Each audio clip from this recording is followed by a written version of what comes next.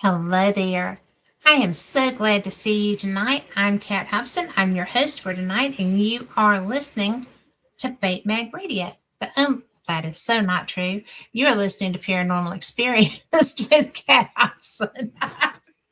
Apparently, my brain is still on vacation, and my producer is having a stroke behind the scenes. So he's actually falling out of his chair laughing, but that's okay. Um, y'all all know Carl. You know he's laughing at me. Now, I'm going to tell you that I was the best vacation with the best girlfriends that anybody could ever hope to have. And I am so appreciative to Rick McCollum for filling in for me for 2 Sundays. I told him he couldn't do it all the time, but he was wonderful. And I hope you enjoyed him. I know his show with Carl Sunday I got to listen to, and that was fun. And Rick was like, Carl's really cool. I said, yeah, he really is. So he was so excited about that. Um, I was really torn about what to do tonight because I had such a good time, and it's so rare. I think it's rare for me anyway. I don't get down to the way tropics. I was in Belize, and I was with some of y'all have heard me talk about the Wicked Winches. We travel together. We have for 20 years. And this was my first year, really, since I fell through that balcony at the Audubon House. But it's a really special thing. And all of y'all know you've got friends that aren't right where you are. I know that in my case and Carl's case, because he's a host who talks to people all over the country and world too. And, we make friends with people that we've never actually gotten to hug.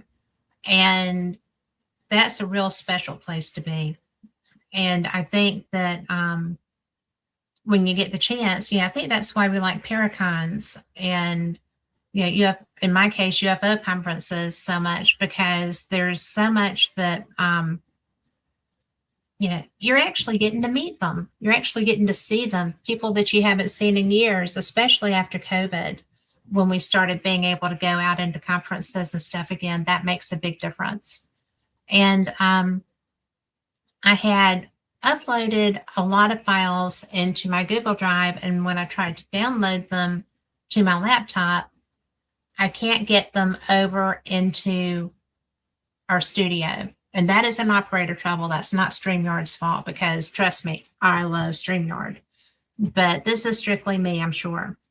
And I was getting a little frustrated. And sometimes when I get frustrated, my energy goes crazy. Carl will tell you that sometimes I break things just because I'm upset and I'm never using my hands. So that does happen. But I'm a lot of fun for Carl to produce. I'm going to tell you, I'm just lucky he hasn't, shot me over yet. But we're going to try to do this as sharing my screen, because we have got my favorite conference on the planet coming up, and it's in April. And I am so pumped. I was lining people up to do my on-site interviews today, and y'all are going to love this. Because when I'm at these conferences, I try to share as much as I can. And I have a light that is being moody, and I really think it's whoever that is doing this. But anyway, maybe that's why my pictures won't download out of my Google Drive or from that file, because they are there. I'm sitting there looking at the files, and they're not pulling up. So there's that. But it's called the Ozark Mountain UFO Conference, and it is a long time thing. Fate has always been affiliated with it. I go as Fate Magazine and or Fate Magazine Radio, and I just love it because the people that run it, this publishing company publishes all kinds of things. This company was founded by Delores Cannon, who I just don't even know all the things to say about her. She started the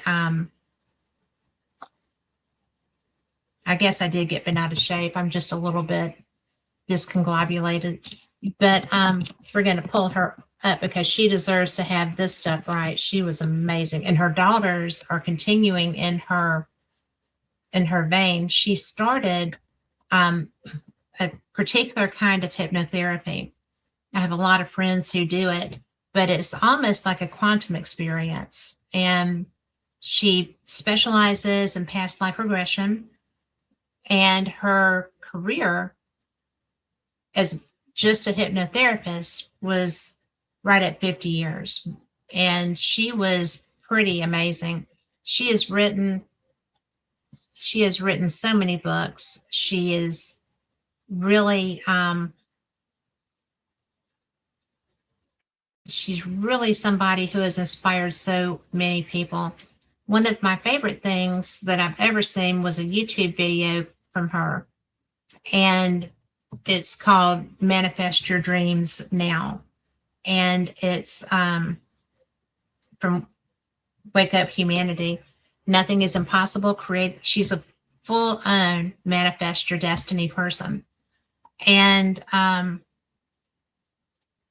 she can do all these past life regressions. And one of the things that I like is when this quote from her, which is, when I take people back in the sessions to find out, what you really are, they start playing, and we don't. So it's just they see a little piece of themselves that is like, that's what their base is, and that's what they grow themselves through. I mean, I have a lot of friends who have gone through her training. Y'all heard Kathleen Martin on with me. She did that, does that. Julia, who is Dolores's daughter, does that. There's I'll get Julia on because it's been a while since we've talked. But anyway, these are the people that created this conference. And Delores, she didn't die until 2014. She was pretty amazing. And she was born in 1931. So she lived a long life. She lived a blessed life. She blessed a lot of people. And she brought a lot of people along with the new age kind of feel of their publishing house. And anytime that I get a chance to talk to people at this conference, in fact, Denise Pridemore came and saw me there. Then Tom McNicholas has come and seen me. It's really nice to get up and be in an area where my friends are, because it's just special. And Tom McNicholas is a special friend. I think so much of him that he probably doesn't know how much I think of him, but I really do. And it's just nice. It's just special when you get to meet people that you've seen online all that time. That's why I like conferences. But this year, excuse me, this year is going to be a lot of fun because I've got so many new people that I'm going to be meeting. I'm so sorry, guys. But there's Mark D'Antonio, who is a good friend. He's going to be there. Jim Segala, who I don't know yet. I've been talking with his wife, getting everything scheduled. But Jim Segala was on Skinwalker's ranch, and he was strong on the Blind Frog ranch also. The guy loves mysteries, and he is so cool. He is he's somebody that I'm getting scheduled to actually just learn more about and hopefully be able to bring to you. His I'll open this. I'm not going to share this one, but he brings over 30 years of experience in science and engineering. He's a physicist, and I have a thing about talking to physicists, right? Stanton Friedman, one of my buddies when I miss so much. But Jim holds a PhD in physics and advanced degrees in engineering, and he's really advanced a lot of scientific disciplines. But for more than 10 years, he's been a senior researcher at the Institute for Advanced Studies at Austin, and he's led pioneering investigations in radiobiology, quantum entanglement, I love that topic, quantum optics, vacuum polarization, and neurobiology. And his work in those areas has established him as a recognized authority in both academic and applied research communities. And he is well known in the media as a subject matter expert, featured in season 1 of The Secret of Skinwalker Ranch, multiple episodes of National Geographic's UFOs Investigating the Unknown, and Discovery Channel's Mystery at Blind Frog Ranch, and some more of them too. And he's a frequent guest on podcasts, coming here, and a sought-after speaker at conferences, going there. And he's actually really well regarded, and that includes all areas of anomalous phenomena. So I'm really interested because he's and right now, unexplained injuries occurring under anomalous circumstances, unusual circumstances, and he's done it. Now, the person that I know who was doing a lot of work in the Uinta Basin in Utah passed away, and he had developed a really great UFO monitoring system as far as the cameras and stuff.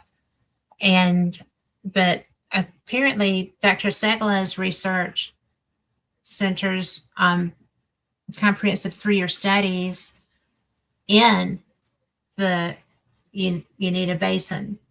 So I know there's a lot of UFO activity there. I know there's a lot of other anomalous activity there. So I am waiting to read this paper because that stuff cranks my boat, not going to lie. And to get a chance to talk to people that know a lot more about that than I do, and I read a lot, but I do not have his background, I think that's going to be absolutely interesting. And he also develops advanced computational models and complex systems across chemistry, biology, electrodynamics, and mechanics, which basically says that he's using science to evaluate these situations. I think that's cool, because if we don't learn how to do that, people are always like, oh, well, you can't do this. You have to be able to, accept the woo. And you can accept the woo, but you really need to be able to document where you can. And that's just my take on it. I am going to see what happens when I do this, because these are, oh my goodness, y'all are going to die. I don't think I want you to see these. Just kidding. But these are Cat 30 pounds ago with no makeup. That's a little scary for y'all. So let me see what I do with this. And I've lost. Carl has stepped away for a moment. Let's see. Oh, there you are. So I'm going to come down here. Carl, do I need to make these images full screen and then click over? Just because. All right. Let me see what's going to happen.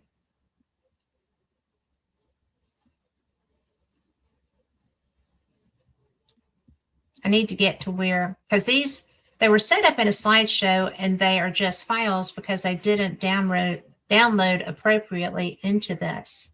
So I don't know what I'm looking at, Carl, until I open them. Is it already in a slideshow? The images from around. Cat.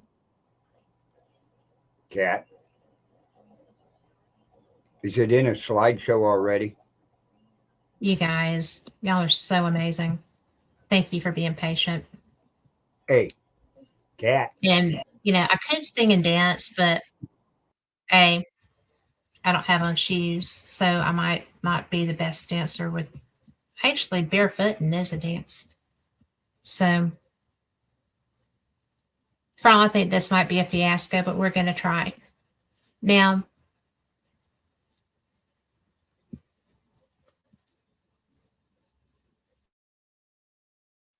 I am going to do it. I'm just going to do it. Share screen.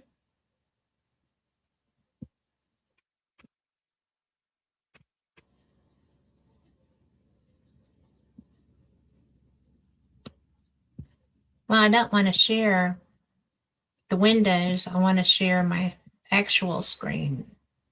So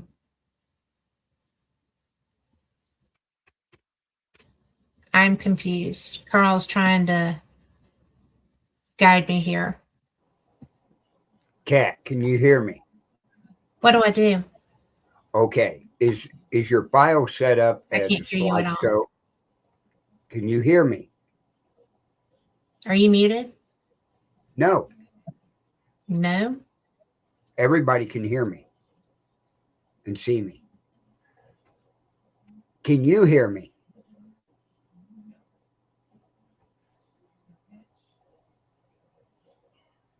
This is being terrible. Oh. Let's see here. I don't know why I can't hear you. Check your audio.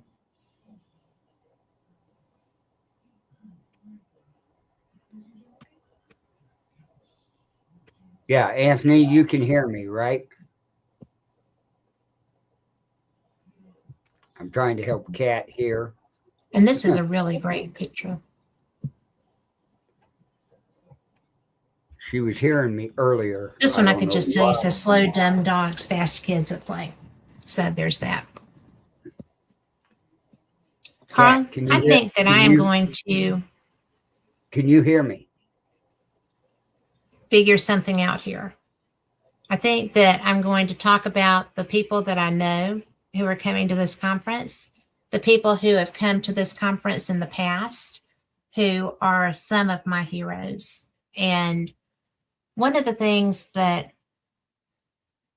I like about what I do, and before I even started this, when I was very first starting to do event ghost hunting, I went to Sloss Furnace, and there was a woman doing a show, and she was doing a radio show from an investigation. And I'm not going to name the ghost hunting company because I don't like them. They're crap. But the woman, her name was Chase Klotsky. And we sat down and we became friends. I wasn't doing radio at the time. I was just a ghost hunter. I was looking for adventures. And so she was doing a live show, and we sat around and we talked for a bit. And then we became friends. We became friends that lasted forever. And Chase is somebody who evolved into such an amazing researcher in the UFO field. She did a comprehensive study. She went and got a degree in forensic science because she wanted to go to Bolivia and to have an opportunity to investigate the Paraca skulls, the elongated skulls. And there was also, at one time, it was called the Star Child skull. Hello, Anthony. Hi, Ari. Hey, guys. Thank you so much for being here. And, but Chase, everything she did, she was on fire for. And so she had the opportunity to go and did a journey with other people. I think, I'm not going to say, but I do know that her husband went along on this trip because Bolivia. And her husband was a naval officer who was a commander of a base. So he was pretty cool.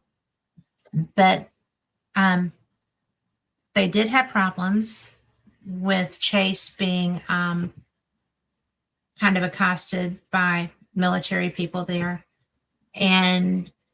But she did get out and everything went well. And she was able to get samples from all of these skulls. And the whole reason that she had gotten her forensics degree, she got them, she managed to get them out with her. She went to go and do her research on them. And there's no reason, Irene, it's so good to see you. There's no reason, for these things to have been like that. The standard is that people wrapped their heads on boards and made them grow like that. But there were differences. There were anomalous differences on those skulls from normal skulls. And when Chase later had an opportunity, she got to what is that called? The Star Child fetus skeleton. And she got an opportunity to do a study on that skeleton. And I actually did a show on the Star Child skeleton because it was not really expected to find. It was small, it was malformed, it was I'm trying to remember the country it was found.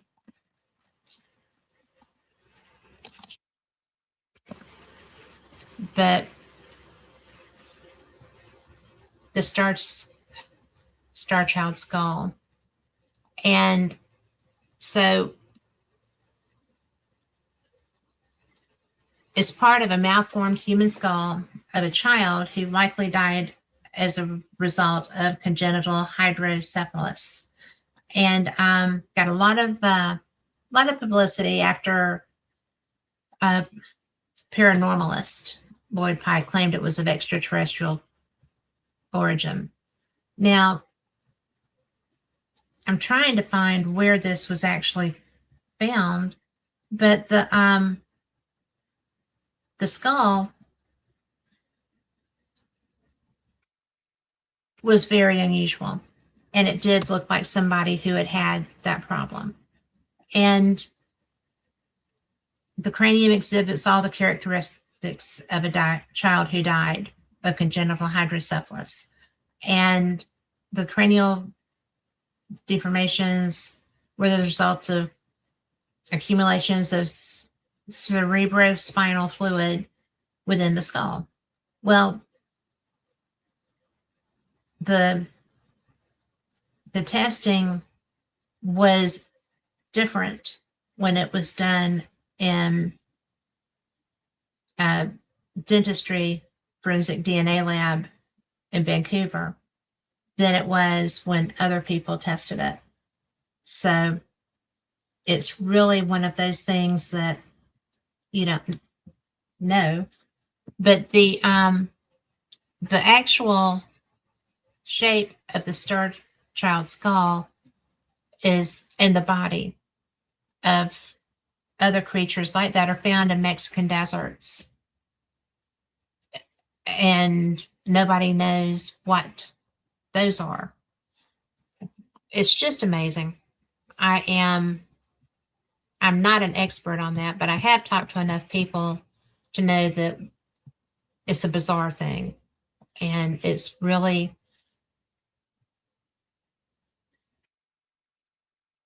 when you read the things, it says who likely died of that, as opposed to being the skull of something that wasn't from here.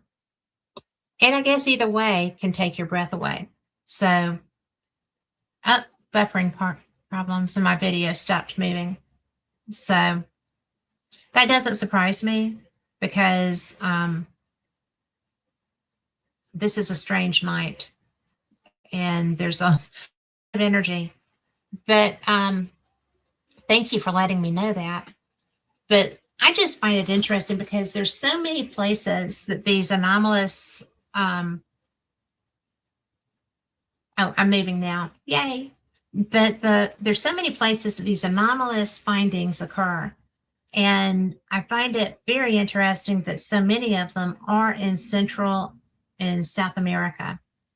You know, when we talked to him, you know, recently when he passed away. But some of my favorite times were listening to him educate about the findings that he had there.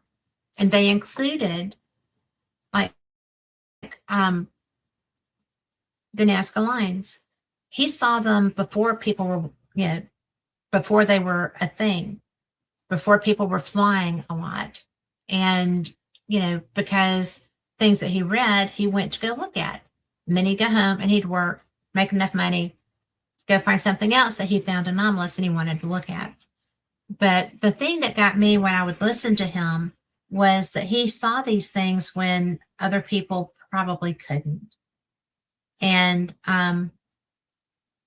it just blows my mind that there's even discussion really about people, you know, sky people, because back then there were things that were being done to communicate with people who could only see it from above.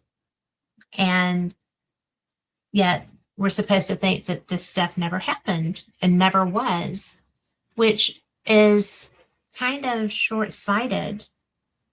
And that's why when I go to these UFO conferences, you know, contact in the desert, cut and dry, very little woo, discussing propulsion, discussing interactions, discussing all kinds of stuff. It's a really fun conference too. And it is out in Palm Springs, California, Indian Wells, which is they're right next to each other.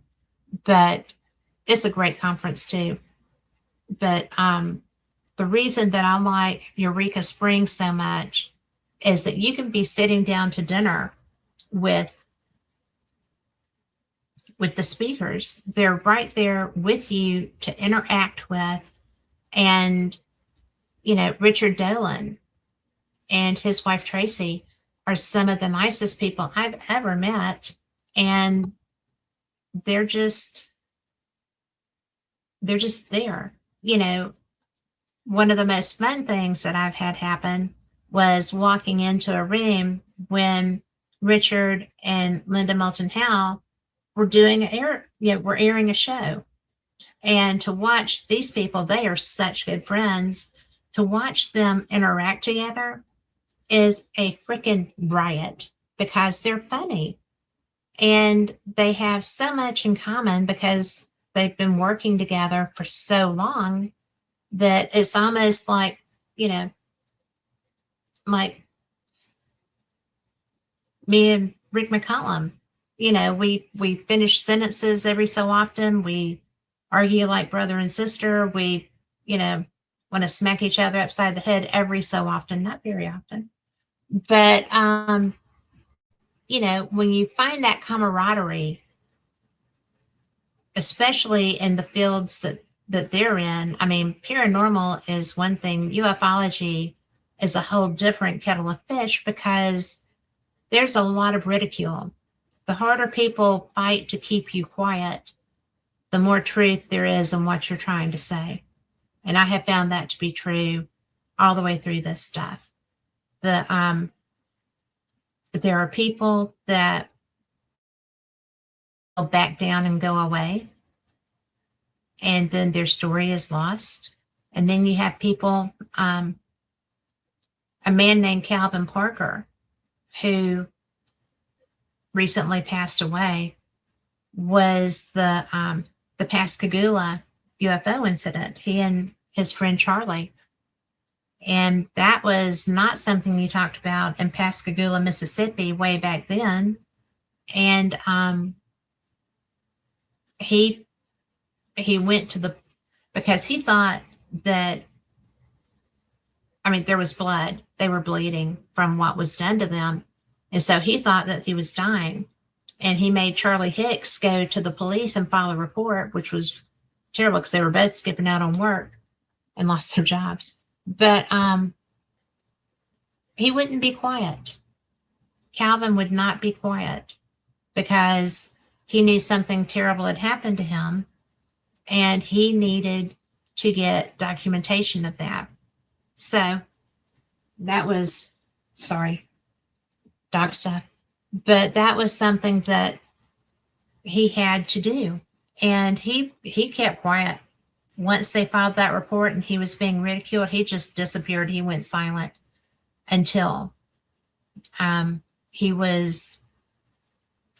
had a bad diagnosis, and he wrote his book and he got everything out. I was fortunate enough to get to spend time with him and his beautiful wife, Wynette, in Phoenix, Arizona at a conference there. That's where we met. And it was fun because we were the only 3 people at that conference that sounded like us. And we struck up a friendship.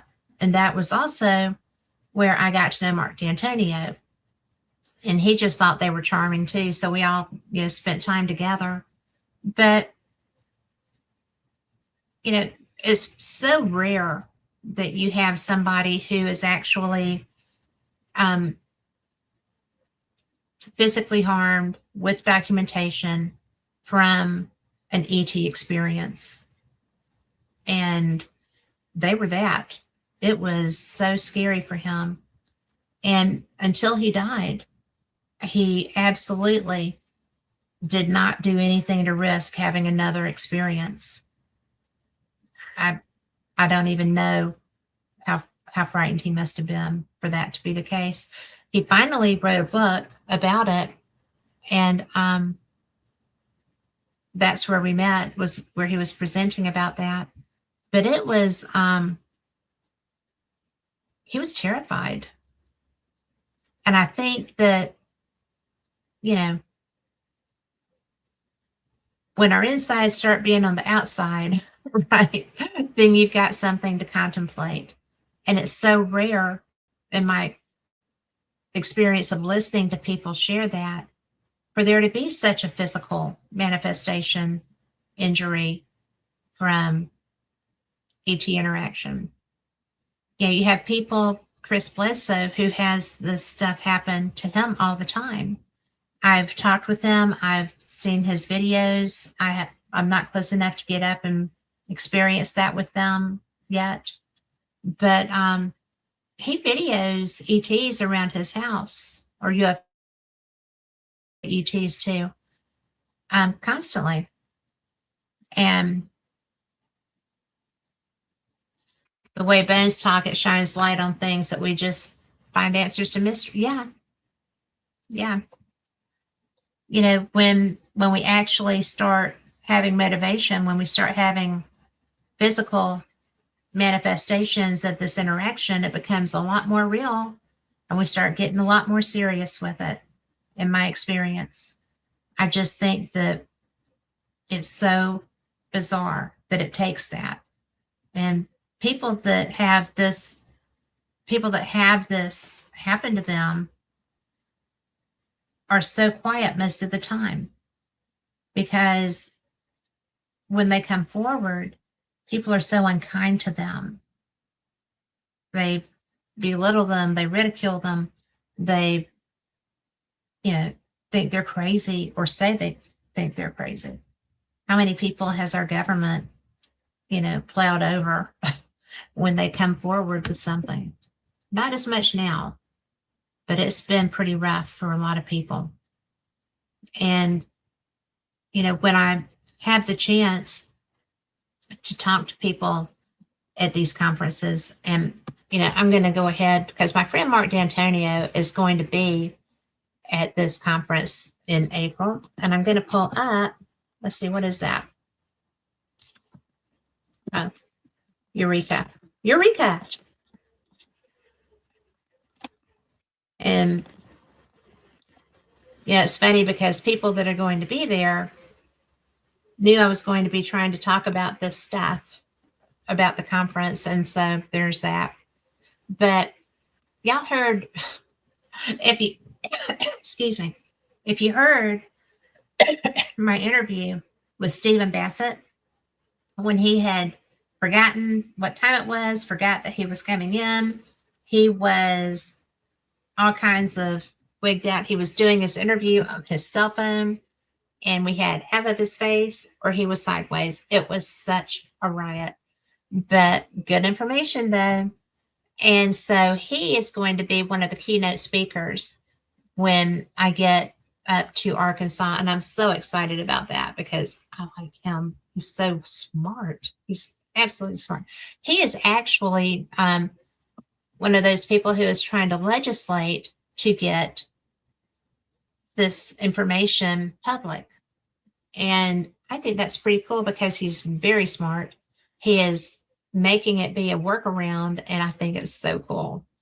But one of my heroes in this field. And then, of course, one of the other keynote speakers,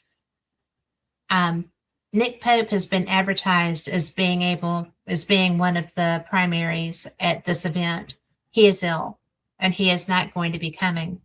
But Mark D'Antonio, who is, again, one of my favorite people, is going to be the other keynote speaker, and his talk is going to be From Here to There, The Search for Extraterrestrial Life. And he was very helpful during the comet experience that we were having earlier this year, and that he was one of the first people I knew who could show it to me, and all the other people listening too.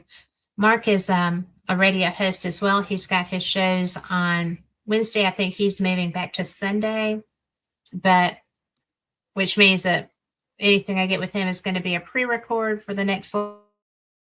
That's going to be pretty interesting. And this is going to be fun because this is a woman who is a doctor. She's a dentist, and her name is Melinda Greer. There's two Melinda Greers in ufology. One is in Sedona, and this lady is not. She is in the Southeast, and I'm pretty interested to hear her lecture because it's going to be From Skeptic to Believer, the evolving perspective of an experiencer.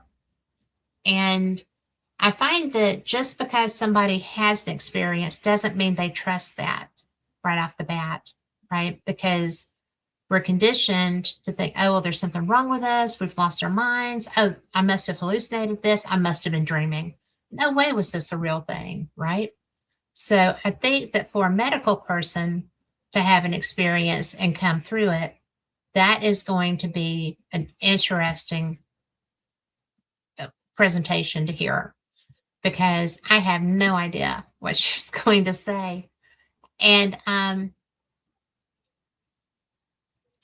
really, really excited. A friend of mine is going to be here that I have not gotten to hear in so long, haven't gotten to speak with her in so long. But her name is Deborah Jordan Cobble, and she has been a lifelong experiencer.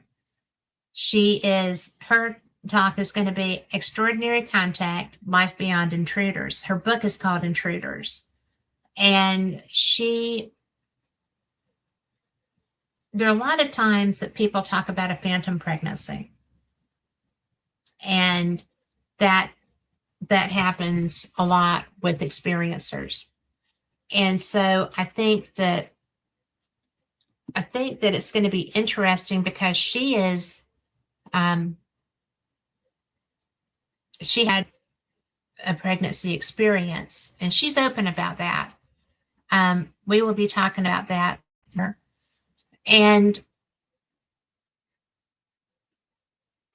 I asked because I had somebody else who did that, and she actually had a relationship with her abductors. They kept coming back, and it was a real relationship. And she had a child. Oh, I'm freezing. Hey, Tom. Tom says I'm freezing too.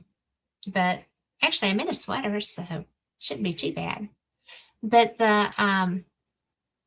it's interesting because the the person that I'm referencing, her name is Nancy, and her child was brought back for her to visit with. He would come to see her. And with Deb, that had never been part of the conversation that we had. And so I had her on one night and I said, have you ever, do you feel like you've ever seen the child that you had this, the phantom pregnancies, if your doctor is involved? And she's like, I don't talk about that. I was like, oh, I'm sorry. She said, but I did think I saw her one day. It was a girl. And I said, get out of town. That is, thank you for saying that. Because, you know, Nancy said that her child would come and visit her. And people were just like, but Nancy actually had a relationship with her child's father. So that was kind of interesting to me too, because I'd not heard of that at that point. I always get so surprised by what I don't know. I don't know, but it's fun learning. So when Deb and I talked about that, it was real emotional for her. And I guess no one had asked that question of her before. But it's just it it makes you question your sanity when you start having these experiences. And then when it's a continuing experience, from what I gather from speaking with people that go through it, then you you're developing a relationship with somebody who is way not there. You know, that when they're gone, they're way gone. So I don't know very many people, and I haven't asked, who have an ongoing relationship with their abductors, for lack of a better word. So I find that interesting too, because it's just one of those things that isn't spoken of very often, or in my experience, it's not spoken of very often. And you know, you come into the physical differences and the different communication styles, like telepathic versus verbal versus empathic. I mean, there's all kinds of ways to do that. And it's just so bizarre. I think it's bizarre. I don't think my friends are bizarre. I think that the lives that they've led, the experiences that they've had, kind of get them there. And it's so cool. But we've got Ron Meyer and Alan McGargle coming on, and I've seen them coming on. Well, hopefully they'll be coming on. I've reached out to Alan already, but the whole thing, I've seen their presentations before. They're Bigfoot guys, and their discussion topic is strangeness of Bigfoot. And high strangeness is something that encompasses a lot. You'll hear Linda Moulton Howe use that term a lot. And it is what it is. I mean, it's interesting when you start thinking about the fact that a lot of Bigfoot people, when they have experiences, it's like you hear them over. I'm doing all of my hand signs here, so maybe I'll be ready for football season. The whole thing is that they seem to move very oddly in a lot of cases. I've had friends who had them be across a river, and all of a sudden they were not across the river, like teleporting kind of fast. I've had people that see them move and they blur. And favorite Bigfoot people, who is my friend Kimmy Hoholek, who is working with Jay Bayachin. They go out into the cattle moraine and they hear, they have seen, and to me, the way that the movement is described is so bizarre. And if I saw something that was bigger than me, could rip a tree up by the roots, and was obviously a carnivore as well as, not sometimes, it would just be a little bit much. And I don't mind UFOs. I don't mind ghosts. I hesitate around some people that do mystical things, because some of those are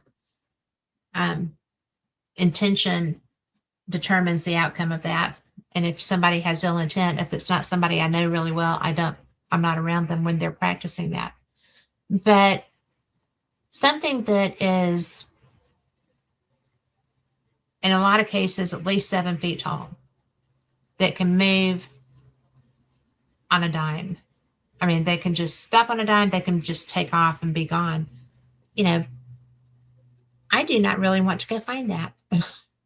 I will look at other people's pictures. I will look at other people's experiences, hear them. But it trips me out. No lie. I think it's scary. But I have gone looking. Just not without big people with big protection. But I do like the fact that I like water spirits, because I'm a water person and water doesn't scare me. So I commune with dolphins. So why wouldn't somebody commune with a Bigfoot if they came across it? But to me, that's a lot like communing with a bear. And not yet. Maybe I'll get brave enough when I get older and don't care, right? But, Carl lives up in Missouri, and he hunts, and a lot of my friends do that.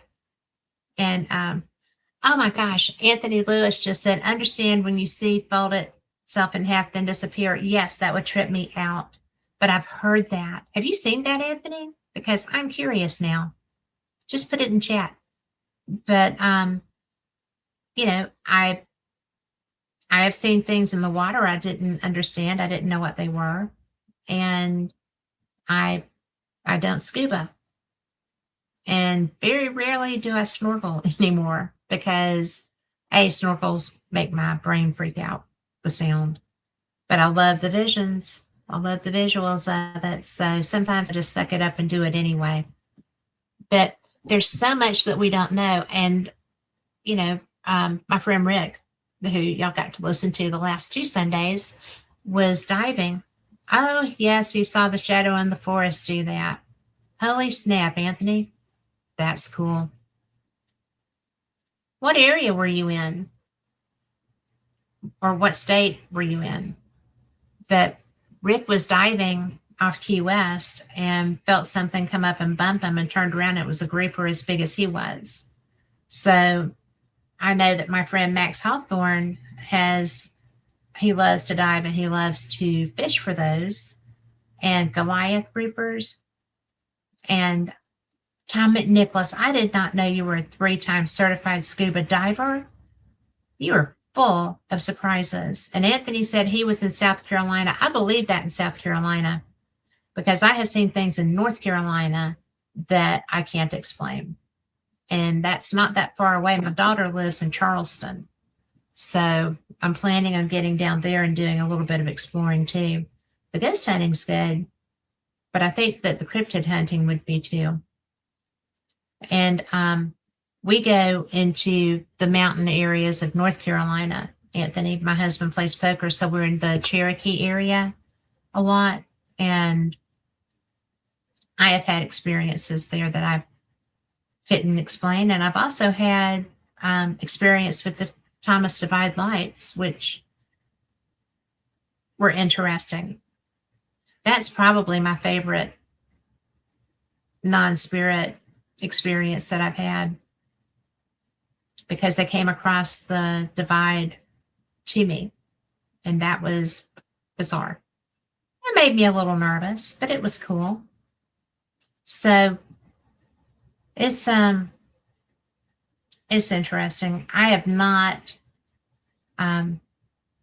yeah, that area is very active. It's actually, I've been there, oh my goodness. Tom McNicholas dove the graveyard of the Atlantic off North Carolina.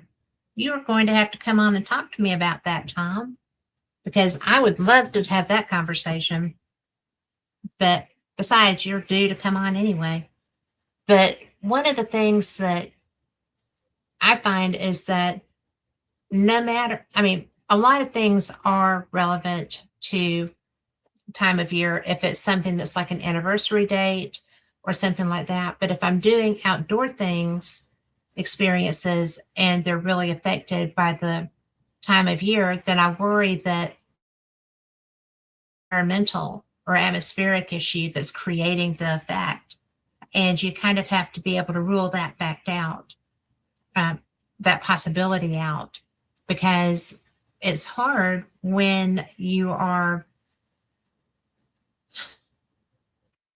at the Thomas Divide lights. I have never had a time of year, didn't matter if it was cold, didn't matter if it was hot, didn't matter if it was, daylight savings time or not. If they're going to show, they're going to show.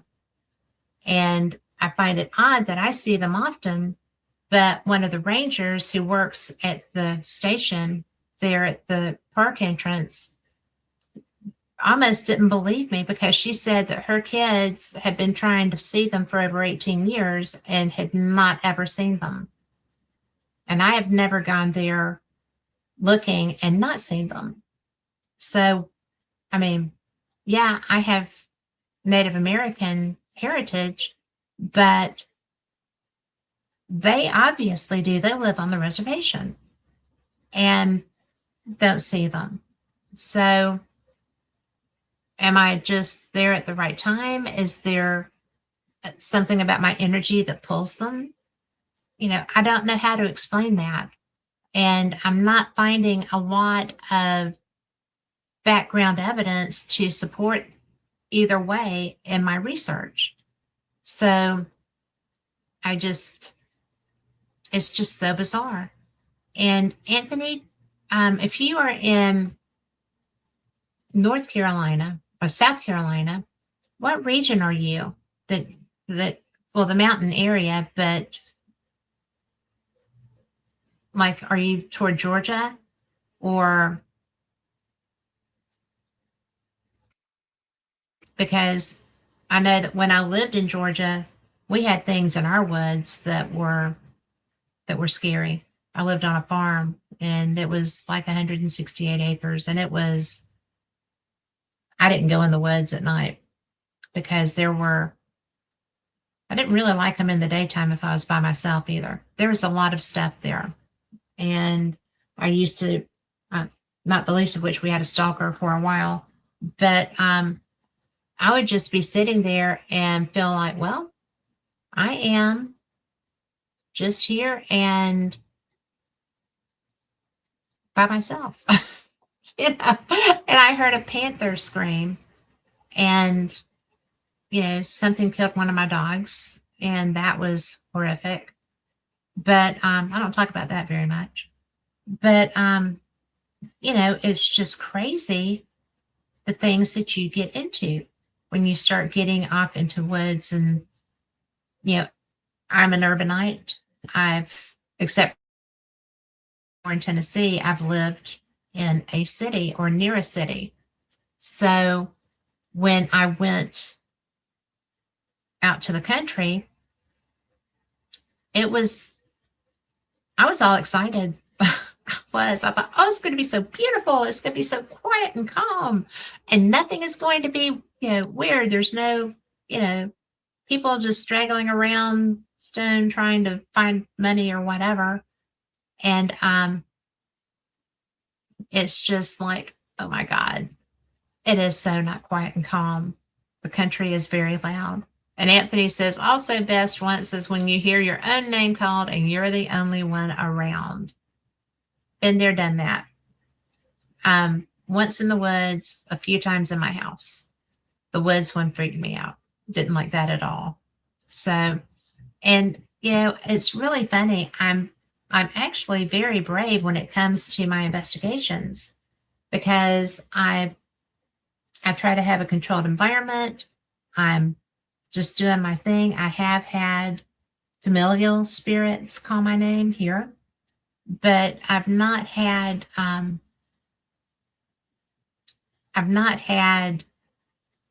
that happen a lot outside. And it scared me because I was like, why is something calling me and why does it know my name? And it was just really interesting. One of the things that I can get it off. But one of the main things I did not know is, here's my Eureka Springs magnet.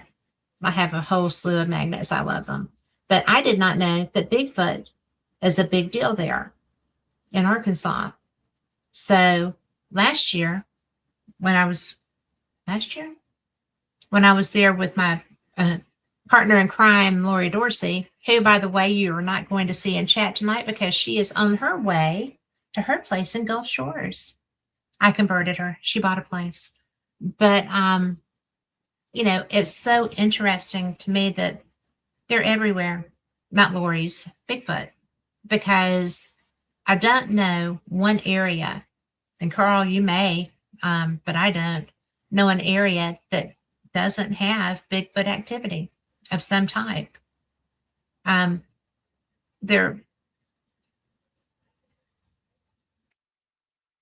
really believe in them because they are so widespread. There's so many people of all educational backgrounds, all woodsman skills or not, like me, and who have this experience. And when we start thinking of cryptids, if we are if we're going to be honest with ourselves, if we're going to accept this one, then you have to revisit dogmen and wraiths, because I think wraiths are an outdoor thing. In my experience and listening to people, they are. And there's just so much that it just takes me aback. Heard your own name when you were the only one there. What I get fascinated by are places that have known UFO activity, known cryptid activity. Mount Shasta would spring to, on the West Coast. That springs to mind. I can't even fathom what that experience must be, because if you're out climbing and you see a craft go into the mountain, that would be something that would take you aback. And then you've got the possibility of, Sasquatch, and you've got the possibility of dogmen, all in this area. There is so much high strangeness in this area. And I have friends that love to go there. And I'm like, why? Are you coming home? Do you know that you're coming home? So it's just kind of fun to razz them a little bit. But when it gets in your blood and you have all these questions and you don't know how to get your answers, then you have to go looking. And that to me is, my husband kind of puts his foot down sometimes. And there's times I don't mind that he did, because I've got so much stuff around me. There's, I don't know if y'all remember when I had Trey Hudson on with me, when he talks about, the meadow. And He's got a book out and a video out now. So if you can find it, like I said, his name is Trey, Trey Hudson. And he sent me at one point some video of what happens there. And it's wild. Yeah, they weren't really expecting anything when they were out there the first time and they saw a craft. And people who were with them, the next few times, I guess, that they went, would walk near the craft and they would disappear from their night vision cameras and they'd just be gone. And then eventually they would show back up. And I think that's really interesting because it's not a normal craft. It's a very interesting style of craft. And it's not forever away from me. You know, it's a pretty good ways, but it's not so far that if there was something in the air, you shouldn't see it. And that stuff makes me interested too. You know, there's so much out there. You just don't know. And I'm completely off the topic of my stuff because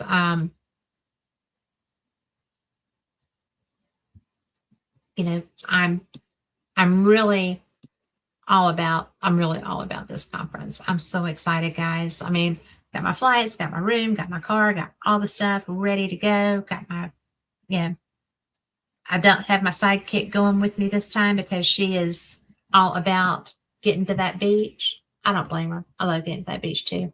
And yes, I did ruin her. She is so beach addict now. But, you know, it's just so cool because there's a guy who is coming and I don't know him, but I have been watching him for some time now and I think he's going to be fascinating. His name is Samuel Chong and that's Chong. If you come across him, you can see him on some shows on YouTube and I'm hoping I'm going to be having him on too because UFOs and UAPs in China and what the Chinese have learned, extraterrestrial revelation of Earth's history and mysteries. And he is, I don't know how to say this. Let me see if I can find it because the book that he's doing or that he's talking about, I read a long time ago. So long ago that I can't even remember how to say it. So frustrating.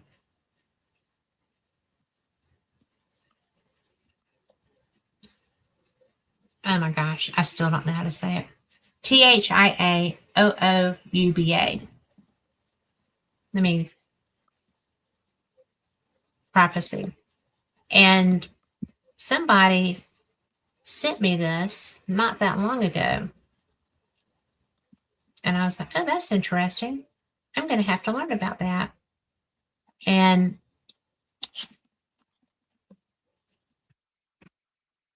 there it is in chat.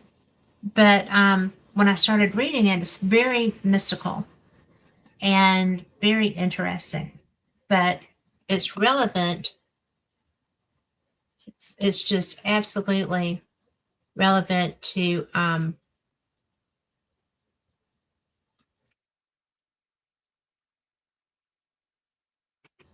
I'm sorry. I got sidetracked. I was reading his page.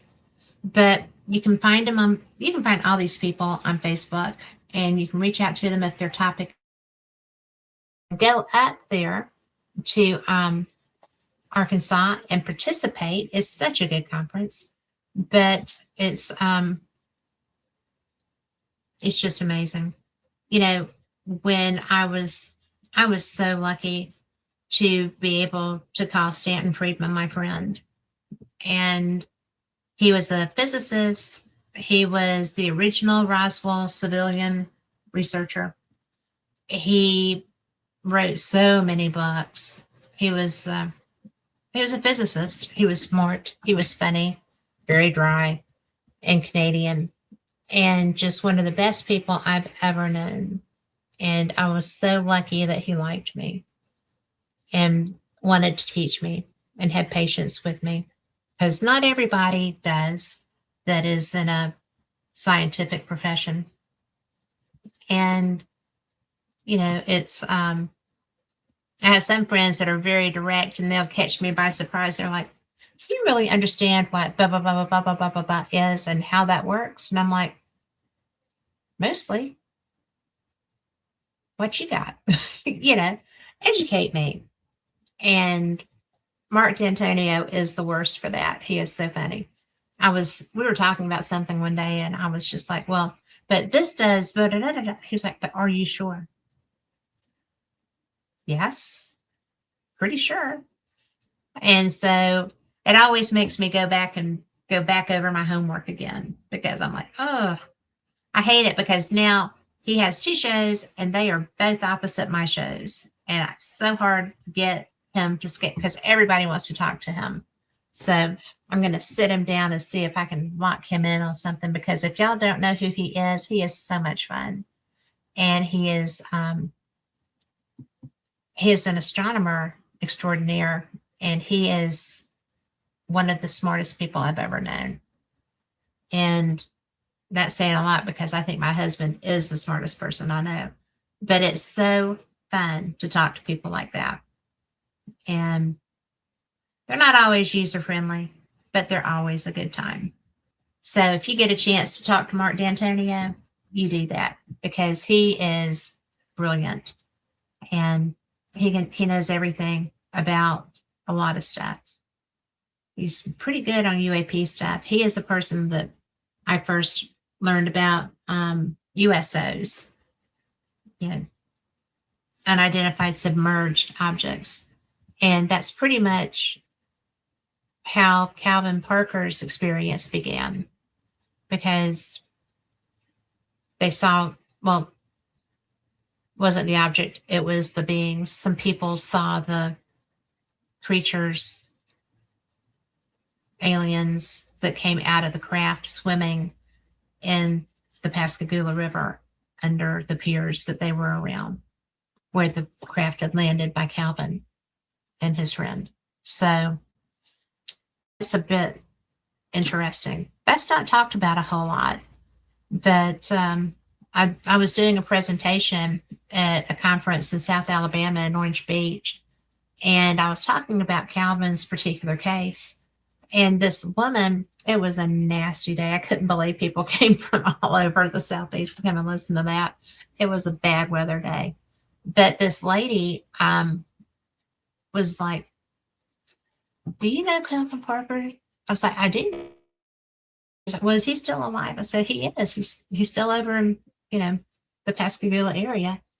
And she said, well, I saw that ship, that craft, the same one that he experienced. And we saw it coming in. We were coming across the bridge. And I just wanted him to know that people knew that he was telling the truth, because we saw it too. And he could have knocked me over with a feather, because Calvin's, they were not believed at first. And there were so many people that came forward to support their experience. And the fact that out of all the places in the world, this little lady who could confirm what he saw was in Orange Beach, Alabama, and a pouring horrible storm, come to listen to me talk about Calvin Parker. And so to me, that was just such a validation and such a cool thing to have happen, because he was doubted by a lot of people for a long time. And he really didn't even want to talk about it. His friend Charlie Higgins had done that. And so then Calvin decided that he was going to write a book about it, and did. And if you can find it, if I turn around, I'm going to have to look through that. So I'm going to cheat and just pull it up because, or maybe not, because my AI is trying to do all this stuff. And I don't know, I do not have any kind of AI open. Maybe it's my Google AI. Maybe it updated it. But when I read Calvin's book, I was really so taken. And the cover is young Calvin's face and one of the creatures, and it was so odd because his ETs, by the description, looked like the Michelin Man, but with claws instead of hands. So like an animatron or something. But the book is called Pascagoula, The Closest Encounter, My Story. And they've got it on Audible. They've got it any which way you want it. And I really think that I've heard two other people since I met Calvin talk about this type of creature. And they all said that they moved like people, that they weren't like like the, the old back in the day robot things. But I really had not thought that when I first saw it. So then when I saw the graphic on the book, I was just kind of blown away. So there's that. But when you go to these places, yeah, whether it's Arizona, whether it's, Alabama, Arkansas, I love going to Pennsylvania to the Gettysburg Battlefield Bash. That's one of my favorite conferences. But that's more of a meet your friends and, share experiences. It's not like a conference where you're sitting down and getting to hear that kind of stuff. But it's such a gift, really, to be able to come through and hear these people. If I hadn't gone to the UFO Congress in Phoenix, I would have never met Calvin Parker, and he affected my life a lot because A, he sounded like me, and B, his experience was so profound, it affected everything about him.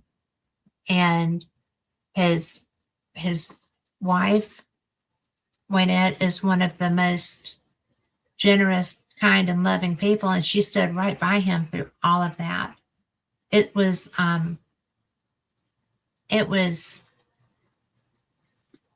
changed his world, his whole world.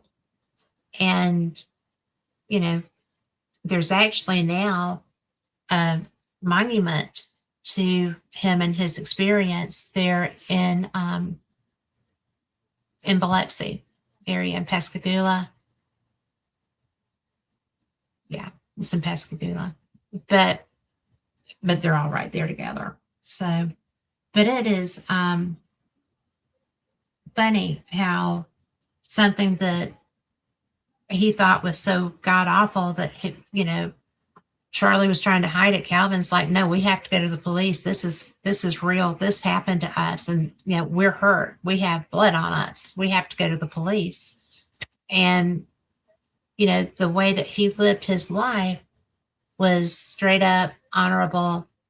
Things had to go a certain way, and that stood him in good stead through his UFO encounter and for all of his life.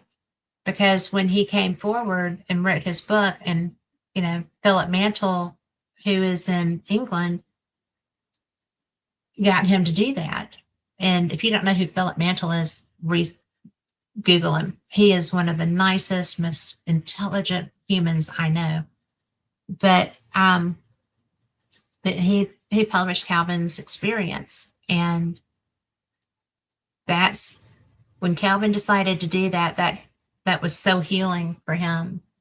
And when I saw him in Phoenix, he had just pretty much recently done that. So we shared a lot of meals that weekend, Wynette and Calvin and I, and got to know each other and just chatted about his experience. And that's another thing, that if you go to a UFO conference, if you are a UFO experiencer, you will find people to share that with. The big ones, like Contact in the Desert, like the Phoenix UFO Congress. I didn't see that scheduled for this year, but I may have missed it. But these larger groups have experiencer groups, and they are facilitated by who is just a fantastic counselor. And she also does the quantum hypnosis, and that Delores Cannon started up, but or developed. But you can share your experiences with people who have had their own. If you are not an experiencer, you are not in that group. And I find that interesting.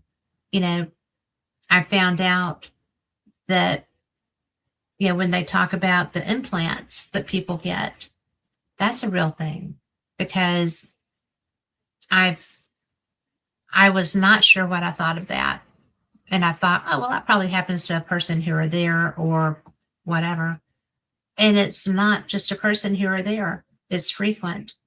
And I heard somebody who was a judge, retired military, became a judge,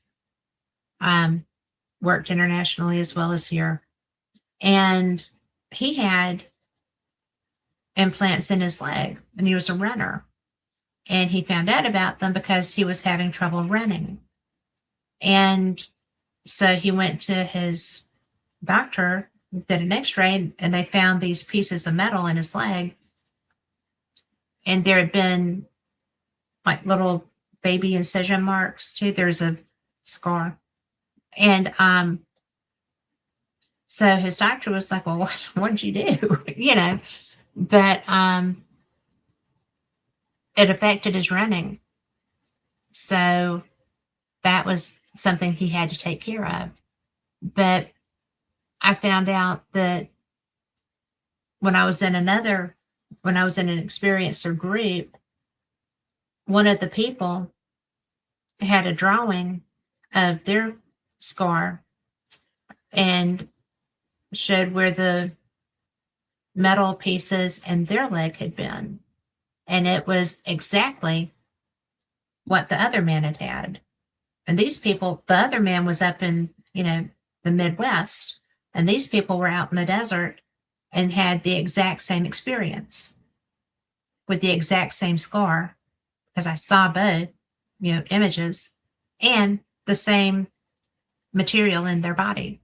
So that kind of gave me pause. I was blown away. I'm not gonna lie. I was like, oh my God, this is not, there's no way this is real. It's so real. And, you know, I think that when you start looking at things that, and there are people who have an impeccable reputation and who are in positions that require them to have an impeccable sense of judgment as well as character. It's kind of something that will blow you away, or it blows me away, because when I first heard Whitley Strieber discuss his communion experience, I was just like, that's a lot. That's a lot. He was taken out of his home, like floated out of his home consistently. If you're not familiar with this story, his book is Communion, and it's really interesting. And I did a workshop with him out in California. it was the weirdest thing to me because we were talking about the different people's experiences and how so many are very similar, but there's a lot that are completely not, that are just completely off the wall, as it were, that you don't hear about very often. Like with Calvin, I had never heard of the Michelin Man kind of creature, and yet it was not unknown, not frequent, but not unknown. So I was just kind of like, oh, really? Really? And it was, yeah, really. But with Whitney, he did a meditation at the end of his workshop. And it was very personal to each person.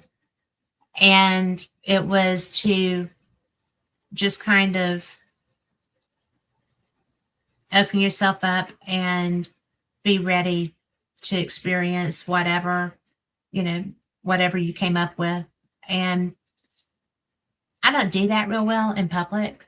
I'm very weird about sharing a lot of my energy with people. So that was something I struggled with there. But when we finished, to a person, the cover of Whitney's book has a gray alien, the head, the neck, and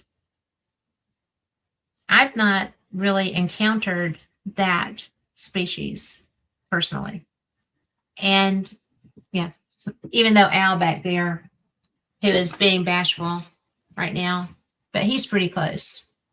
But that was the vision that the people in that workshop got in that meditation. And I was like, well, don't steer that at me. I have my own stuff. I don't want that too. But it was interesting to me because it wasn't like we were, zoom, zoom, zoom, give me the gray, there wasn't any of that. It was just kind of let your mind flow and, do your thing and be just contemplating, your experiences, things that you've blah, blah, blah.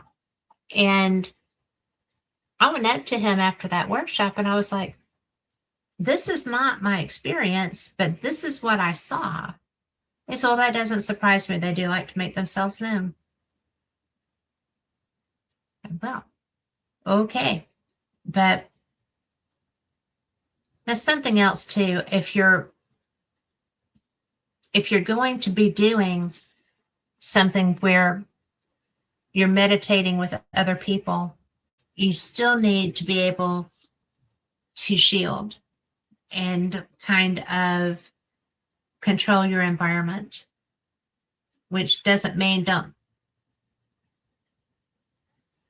you can be open to an experience. It's like if you're doing a group skywatch, right? If you've got all these people that are sitting outside, everybody's watching, looking for anything unusual in the sky. There's times that groupthink is a real thing. You can manifest your thoughts just like anybody else can. And if you have a whole group of people who are looking for a particular thing, you have to be cautious to make sure that that's not what's happening. Like with the seminar with Whitley, was everybody there envisioning his book cover because we're sitting there with him? I think that's a possibility because, like I said, I'd never encountered that species of alien before. So that wasn't something I would have anticipated bringing up from my perceived encounter. And so, but everybody there knew who he was and knew what his book looked like. So there's always that possibility. And that's something that you just have to be aware of and kind of anticipate maybe.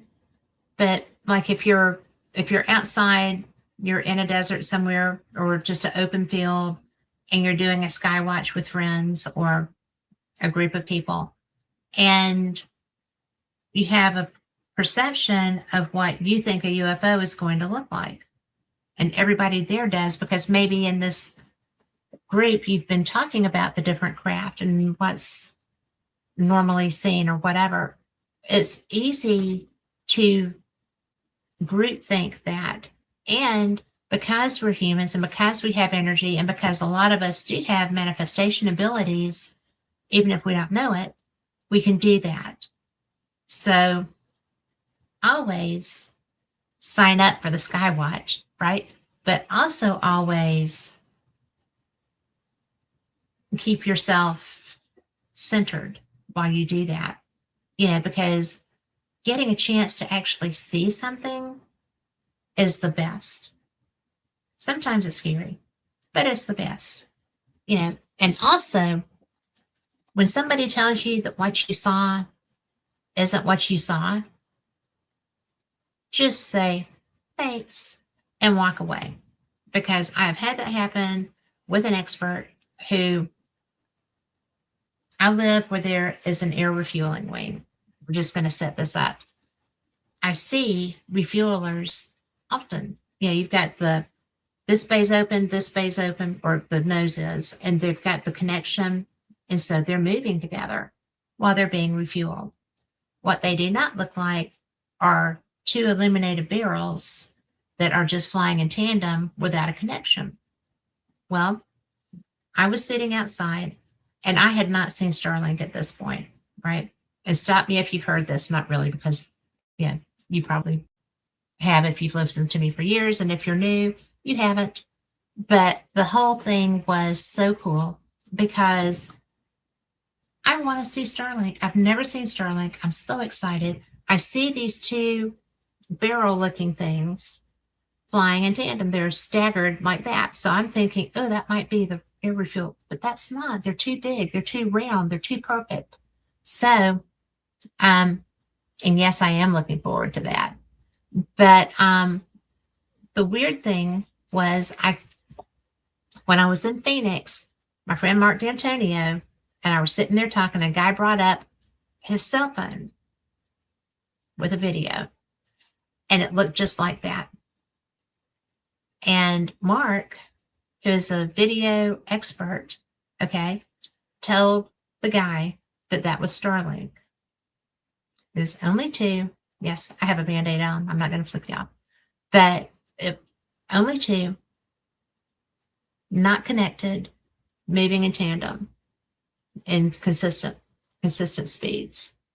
And so Mark told the guy that was Starlink. So I see that outside, standing on my deck. It is so bright white. So bright white. And so I ran inside and I tell my husband, I just saw Starlink. I'm so excited. Oh my gosh, this is so cool. Well, I think for a year that I just saw Starlink. I'm so excited. So I'm back out in California. We're doing another Contact in the Desert. Mark D'Antonio is there. He and Ben, oh my goodness, one of the best men in the paranormal. But anyway, it'll come. We're doing a Skywatch thing. Well, in Phoenix, that's a neat trick because there's a lot of light. But anyway, they had just launched a Starlink. So they knew that was going to be coming over. And I was really excited to get to see one in the desert, right? I don't know why that made me excited, but it did.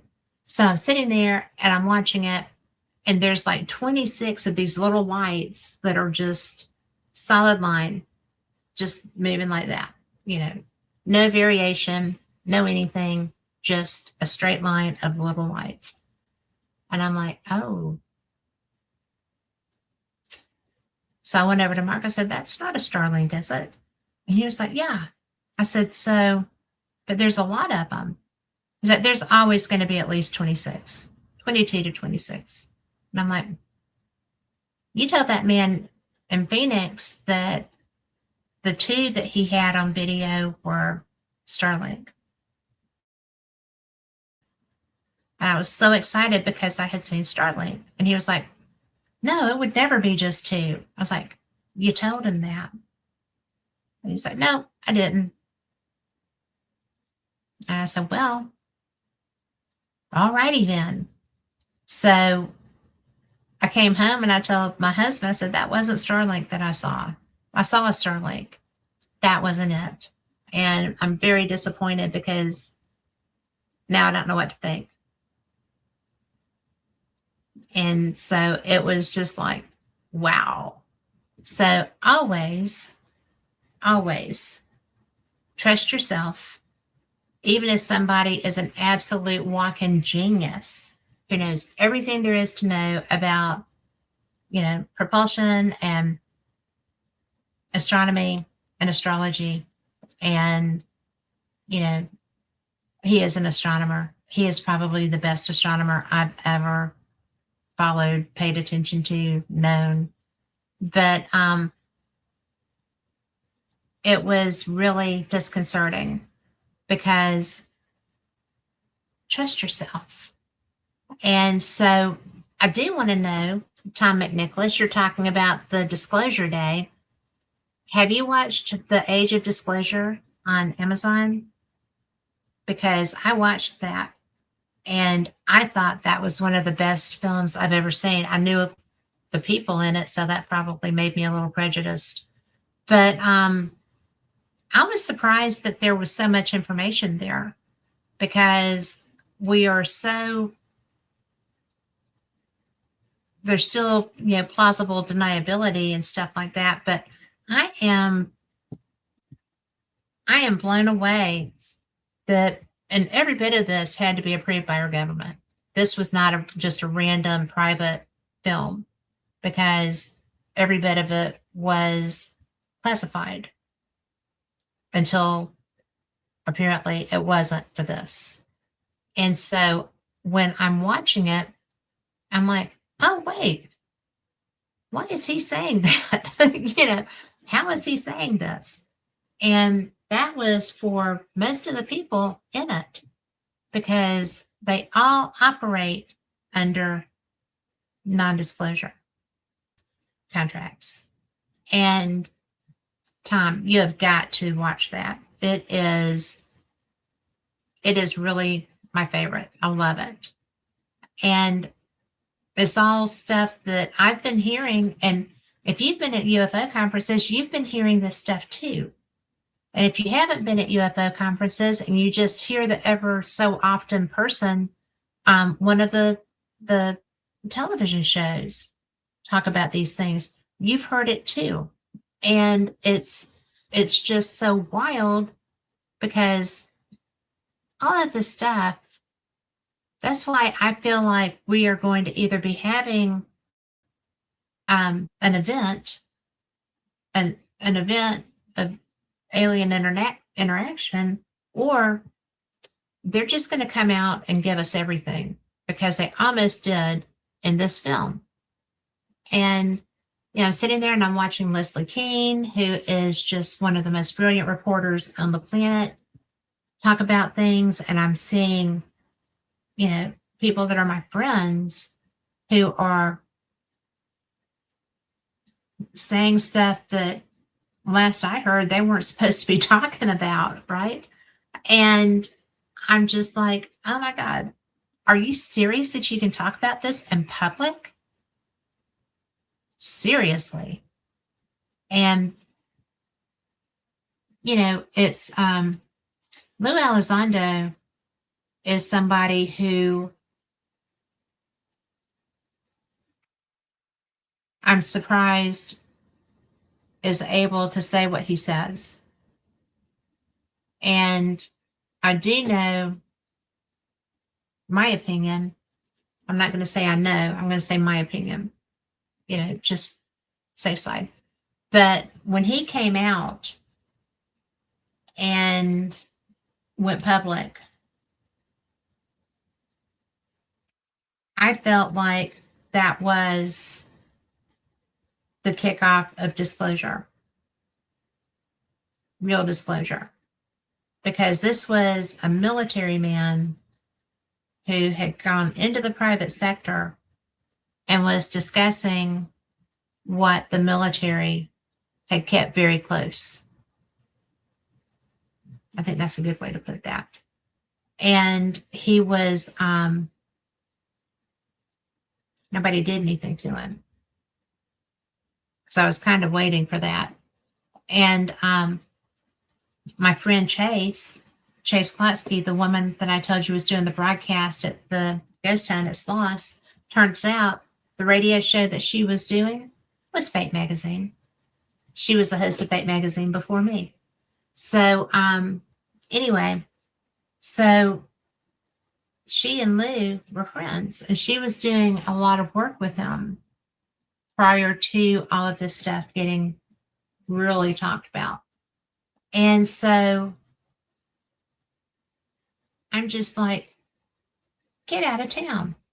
You know, I saw them at an event, and they were very chummy and chatty, and you know, it was just the most interesting thing, because I had no idea that this was where this topic was filmed, that was aired at that event.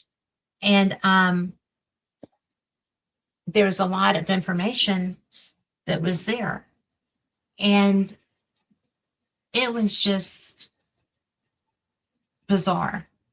Anything by Steven Spielberg will be good and fully researched. That's very true. I love Spielberg's work. But although E.T. was kind of short. So, but I just think it's interesting. We have been so close to full disclosure.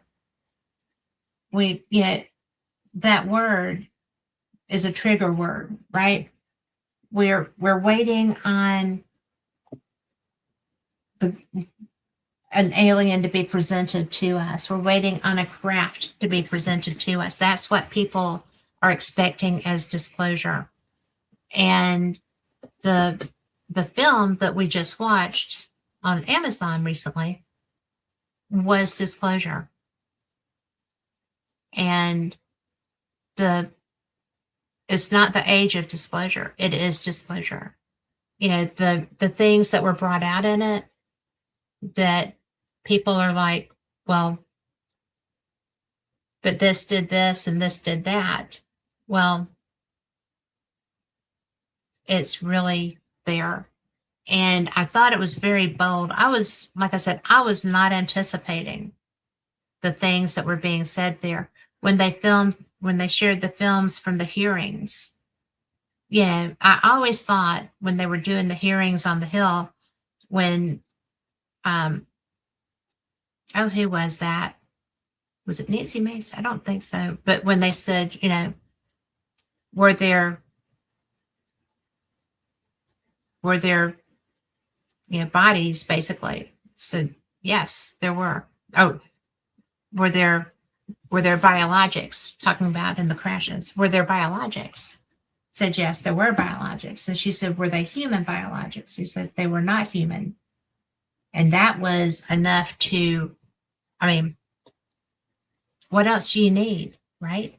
That was your disclosure. If they're non-human biologics,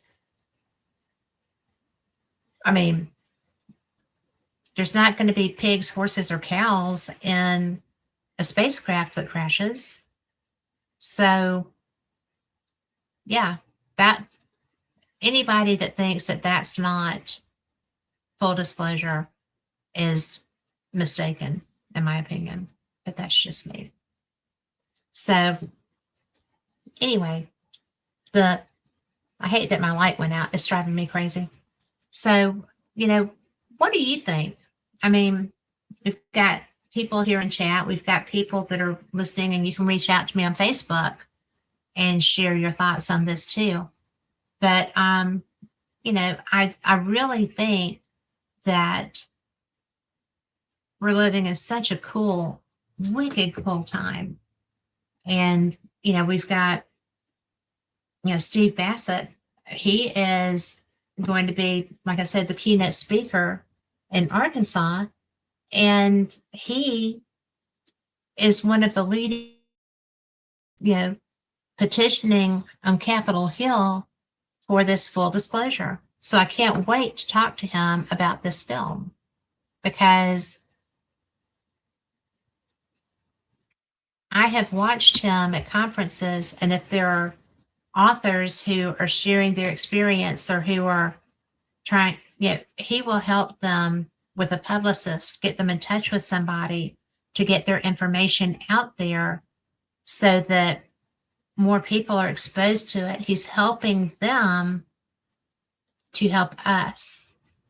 And what I'm always surprised when people think that everybody is trying to hide this. Everybody is not trying to hide this. And Steve is a registered, what do you call that? The people that can go and, try to get Congress to see their side of things. What is that? I hate when my brain just goes. But anyway, he is out like kind of petitioning for people to come out in the open with this. And I saw him talk to some authors that I knew at a conference. And I went up to him before I left and I said, I just want you to know that I saw what you did there. And you are trying to help these people come out into the mainstream with their work, because by their work becoming mainstream, the conversation is too. And I think that's so cool that you're doing that. And I just want you to know that you don't know who I am, but I'm paying attention. I think that you rock totally. And he was just like, thank you. Thank you for knowing that and noticing that. And so when I approached him to come on the show, he did. I'll bet he was in a deli on his cell phone and he was like sideways doing stuff. Carl, do you remember that show where there were just sides of his face in the picture and stuff? It was so fun. But you can't touch the conversation. The video sucked, but the conversation was great. And there are people like him all over. He is the only licensed person to do that in Congress. He's it's my friend Chase used to do that. Let's see if I can pull this up.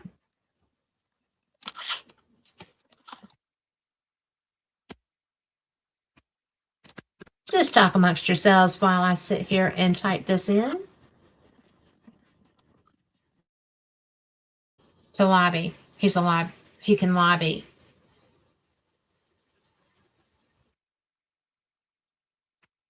The right to petition. We all have a right to petition, but this would be lobbying. He's licensed to lobby relevant to UFOs. And I had not known anybody else that did that, except for my friend Chase, who was a lobbyist, a licensed lobbyist up there too. And she is the person who went and got her degree to be able to do the work on the skulls. So she's very out there and one of the people that I admire the most on the planet. So cool chick. So, and I'm so glad that, because all I knew was that she was a radio host. I didn't know it was Fate magazine. And so years later, as our friendship grew, and she had moved on at that point, and a very interesting person was the host of Fate magazine before I got it. And But Chase and I were talking, and she was like, "It's so cool that you're the host of Fate Magazine Radio." And I was like, "I know. I love it." And she's like, "Well, that's what I was doing the night we met." I was like, "Really? That is the coolest thing ever." And she has gone so far with her work. And now she's retired, Pete's retired, and Chase, I just love you. But she's the reason for my interest in ufology, because I was a paranormal investigator forever and a day. And when I got to know Chase a little bit, ufology came my way. And then with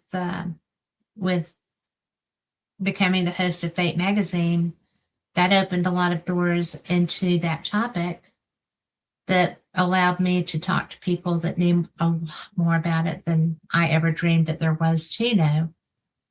And I think that that's why that's become, probably in large part for my research, it's a primary focus. For just getting out and doing stuff, ghost hunting is still a lot of fun and very educational. So, and I keep getting new toys and tools, and now I have a rechargeable, and get this because you know you need it, but a rechargeable K2 meter. And it is the bomb.com. No more batteries, no more having to, I do still have the batteries for if this one dies. I still have the battery operated ones, or to triangulate. But you need a rechargeable K2 meter, and Amazon has them, and they are not very much money. I've already told Lori that she needs one when we go out and do that. And Tom McNicholas, you need one. But I'm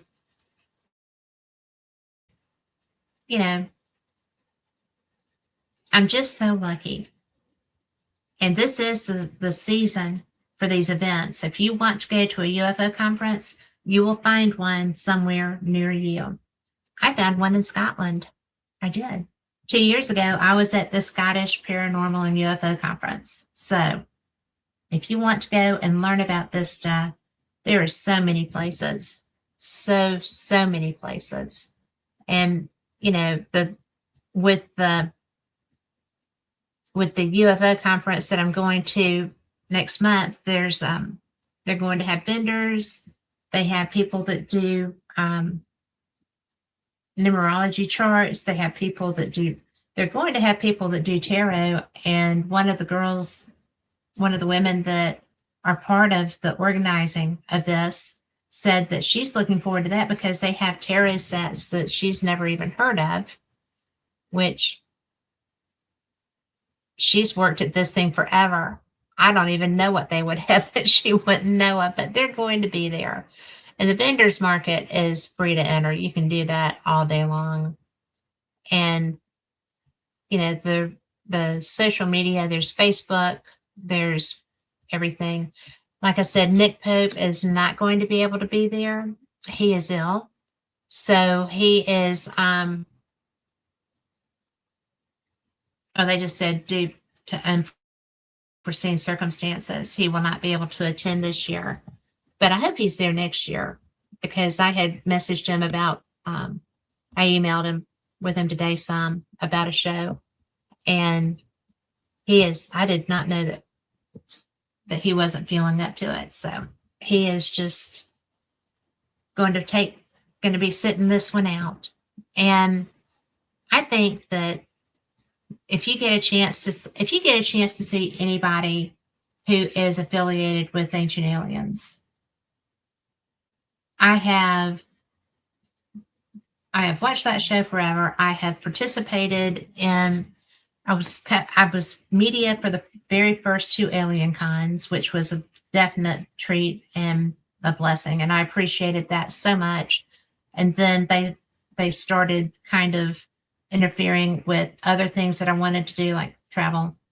And but I was in Santa Clarita, outside of San Francisco, for the first one, where they expected maybe 3,000 people and got 9. So that poor little convention center was so overwhelmed. And then I was at the second one, which was in Pasadena at their event center, which was much better able to handle that. And that was also the first time I met Troy Taylor, who is very nice. But Anthony Peak. Yes, I love Anthony Peak. I've got his card actually. He has been a speaker and he is so good. And Noreen, thank you for putting that out there. And if you talk to him, would you tell him I said hello? Because I really liked him too. And said he's been a speaker a few times. I was there the first time he was there. And he loves it because it's a gathering of so many people with a wide variety of ideas and experiences. And it is. Like I said, if you can get to these, the Ozark Mountain Festival or UFO Conference is a much smaller event, smaller venue, less speakers, very strong camaraderie. And like I said, the caliber of their speakers is fantastic. Just because it's small doesn't mean that it's not wonderful. And like I said, that's where Stanton Friedman and I got to actually meet for the first time. We had been friends for a while prior to that. And then I've gotten to meet Nick Pope. That's where I first met John Alexander, who is just brilliant. If you don't know who he is, check him out. He is a retired colonel, I think it is, but he was brilliant. And you grew up with Anthony. Oh my goodness. Well, yeah, please pass that on. I enjoyed him so much. But it's really, the big ones are great. The small ones are wonderful. This is a middle-sized one. And I've seen Linda Moulton Howe there. That's where I got to meet Richard Dolan and his beautiful wife, Tracy. And, it's where I met Mark D'Antonio, who you probably see on Ancient Aliens and all the other shows too. But it's just such a real gift to be able to go to these. Anthony was at Contact in the Desert, which is probably the largest. UFO Congress was pretty big too, but I think Contact is larger. And if you can get to one of the big ones, you will be blown away. And if you're an experiencer and you need to have somebody to talk to about that, you'll find someone at every one of them. They're experiencer groups. The MUFON symposium is very good also. But I had a good time in Phoenix, and they had MUFON facilitators for experiencer support. So that was cool. Anytime that you can help somebody that might be struggling, it's always a good thing. But does anybody have a question about this? Because we're almost out of time, but I just wanted to make sure that you had some idea about what kind of things I was going to be doing here in the next few little bit. And, just kind of keep Nick Pope in your minds, because that's a really, really fantastically nice man. He is so kind and really good at what he does. So, like I said, I'm excited to see Steve Fassett. I'm really curious about Sam Chong, Dr. Chong. That's not somebody that I've gotten a chance to talk to yet. So when they had the speaker panel where they have all of them up there and you get to ask questions, and everybody is just so nice and more than happy to share with you. So that's great also. And they do that at all the conferences. The last day is a Q&A with the, and you've just got to go. It's the coolest thing on the planet. And contact is a lot of fun. I'm not going to lie. It is outside of Los Angeles and Palm Springs, Indian Wells. The hotel is Indian Wells, but they're right together. And don't fly into LAX. There's a little airport outside. And Rick McCullum is going to be so disappointed that I can't think of the name of it right now. But do not fly into LAX. Fly into the little airport, grab your car, and it's only like a 30, 45-minute drive to get to the venue. And you'll love the venue. So if you go into Ozark, you're going to fly into Little Rock and either get a transport or get a car, because it's a little bit of a ride up a mountain. And you'll be right there in one of the coolest towns ever. And there's great ghost hunting up there too. Lori and I last year went to the Basin Park Hotel and did a full investigation, and it was fun and active. So that's a cool place to go. But all of Eureka Springs is cool. So the hotel is great. They have a restaurant, and the venue is just down, the event venue is just down at the bottom of the parking lot. So you can just walk everywhere. You can walk into town if you're a party and have a good time. But anyway, we are just about out of time. I just want to tell you thank you so much for being here. I'm sorry my plans got changed, but that happens on occasion. And I'm just glad you're here. And I will see you next week. Same cat time, same cat channel. And I do Paranormal Experience on Wednesday nights also. Same time, same channel. So be blessed. Have a great week. Namaste. And we'll see you next time. Good night.